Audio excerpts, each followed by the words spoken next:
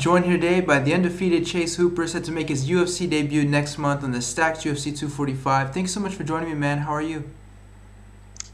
Good. Just training, getting my weight down, getting ready for the fight.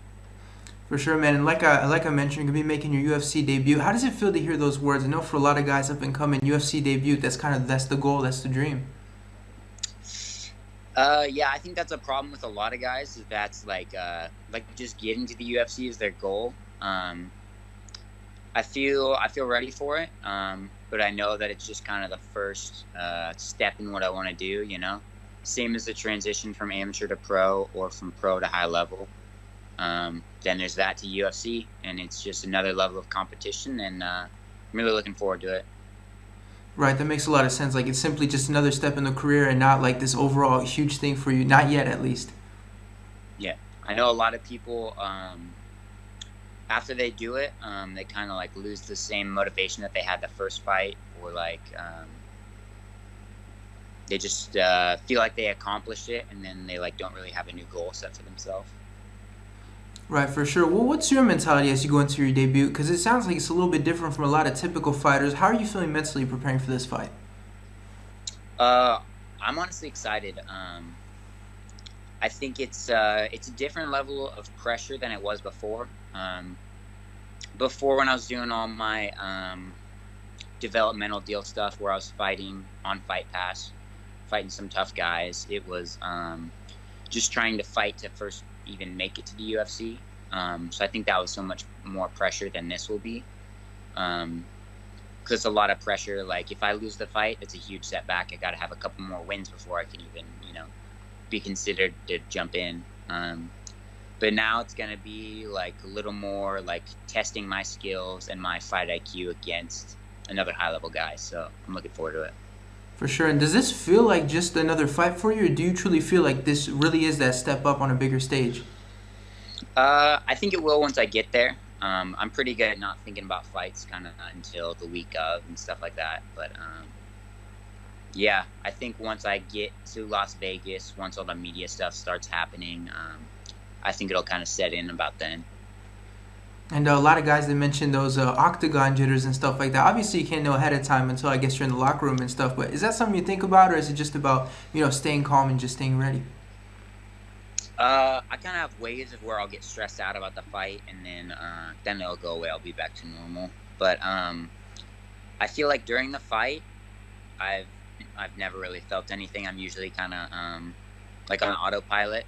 It's all the lead up, like the warming up, the weighing in, all that type of stuff where you're kind of getting ready for the fight. That's the stressful part. But when you're in there, it's not that bad. And so I'm curious, when you got the call, I assume you get the call from your manager or something like that, letting you know about the UFC, letting you know about this opponent. What was your reaction when sort of you found out about all this stuff? It was actually after my last fight where I fought Luis Gomez for Titan FC.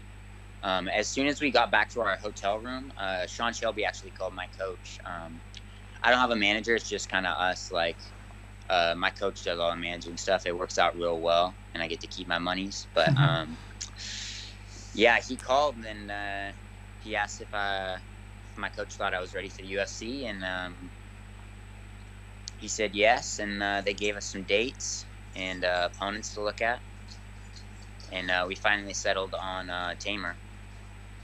And so you mentioned kind of being able to choose your opponent, if I got that correctly. I guess you picked Daniel Tamer in this case. What made you sort of lean towards this opponent for your debut? We didn't get so much to choose, but they gave us like a couple of the names that they were thinking of. It was more them deciding. Okay. But I was supposed to fight someone else on the Whitaker Adesanya card, but he got hurt or something. He had to go get surgery. So then they bumped me back to December with 245 and Tamer. And so you're going to be fighting Daniel Tamer. He's got a background in MMA, of course. I mean, he's been fighting in the UFC for a little bit, has a kickboxing background. What are your thoughts on him, man, as you head into this fight? I think, there's no easy fights in the UFC. They're all tough. They're all high-level guys. They all made it there because they're good. But he's definitely got a good style for me. He's fairly one-dimensional, I'd say, as far as UFC fighters go. He's a lot shorter than I am. I think he's like 5'6", so that's like a 6-inch at least height difference. And I think I'll be able to like make him uncomfortable on the feet and just kind of dismantle him on the ground if it gets there. And what do you think of the matchup? I mean, you touched on it a little bit. I assume this is one where you kind of look at the ground game a lot and kind of see that as an advantage, considering he has his background in a different combat sport. Yeah, every fight I go into, since jiu-jitsu is my main like style, I guess. I'm more into the grappling aspect of it. That's always kind of my goal, is to get it to the ground and finish it from there. And so you are going to be fighting at UFC 245. Obviously, it's a stacked event. What was your reaction when you found out about this one? Because I assume for you, that's going to trickle down for extra viewers and more eyeballs on your debut. Yeah, I think it's both good and bad.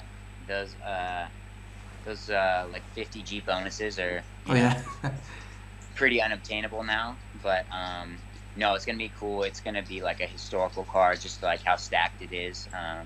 It's gonna be cool to watch the legends like Jose Aldo and Uriah Faber on the card. It's gonna be cool. And what do you think about the main event? Obviously, you've got a grudge match between Usman and Covington. Is this something that you've looked at all? Anything you have an interest in? It's not my type of fight. It's gonna be more like boring, like wrestling and like grindy. I'd be surprised if it didn't go all 5. Yeah, it's not my type of fight that I'd like to watch. But if I could get out of there early and go get some dinner or something, that'd be nice. For sure. I do want to talk to you about, you were on the Contender Series, I believe it was a year ago. What do you sort of take away from that experience? I mean, you didn't land in the UFC afterwards, but I assume there were still some positives for you. Yeah, they gave me the developmental deal, which they had me fighting on Fight Pass. I got to travel around and stuff. I had to do more media than I've ever done before. So I thought it was good to get me ready for the next level, to get higher level opponents. To have to deal with traveling and all that. It was great. I feel a lot more ready for the UFC than I did after Contender.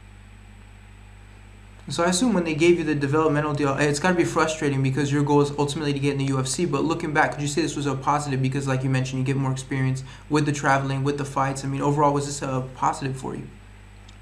Yeah, definitely. I'd say that I'd rather have 20 fights in the UFC than like 2 or 3 if I'd just gone straight to the UFC and got beat up or something.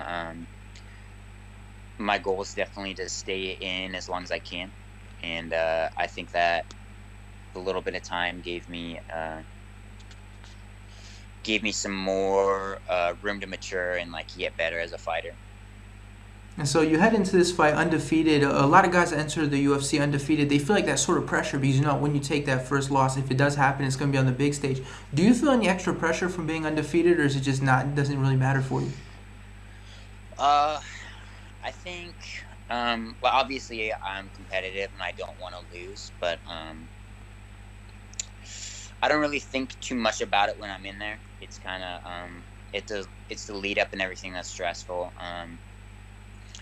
I don't think it'll put too much extra pressure on me because I already have the pressure to, win the fight myself anyway. Taking a loss isn't really like too big of a deal.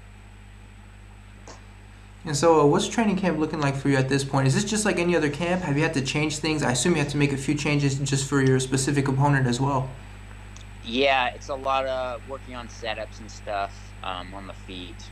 Just kind of getting ready for his style and like the stuff that he likes to throw. But other than that, I'm just kind of dieting down right now, keeping my cardio on point, and just training hard.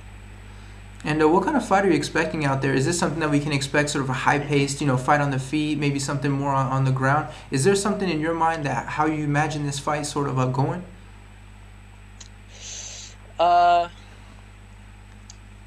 I think it could either go the full 15 or it could either, be over in 20 seconds. I think I have a lot more ways to win than he does. I can kind of grind him out and like use my length on the feet if I want to, or I can try to force the grappling a little more, which is, probably best case scenario. He could always just rush in. I could choke him out in 20 seconds, with a guillotine. But we'll see. Yeah. All right, now just one more for you. I mean, we touched on it a little bit, but at the end of the night, when you do get your hand raised, how is it that you get it done? Hopefully submission. I'd love to show off my jiu-jitsu. I think that'd be a good, especially with his size, with his style. I think he's a good guy to be able to get a couple like highlight reel type of grappling like movements or like a submission out of. Yeah. But if I could head kick him or something, that'd be nice too.